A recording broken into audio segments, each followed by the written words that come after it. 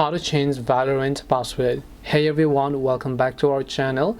In this video I will guide you on how you can change the Valorant account password, so make sure to watch the video till the end. Now your Valorant account actually comes from your Riot Games account, so if you'd like to change the password for your Valorant account, means that you have to change the password for your Riot Games account. Now in order to do this, just open up your new browser, go to account.riotgames.com. I'll also make sure to drop a link, account.riotgames.com, and make sure that you're signed in to your Riot Games account, which in this case is our Valorant account, right?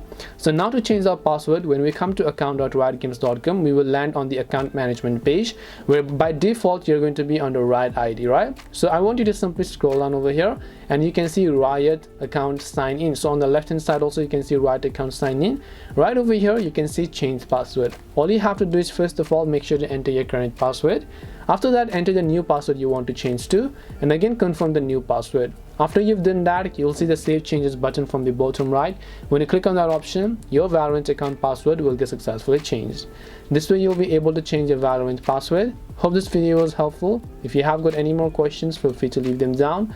Thank you for watching and see you in the next video.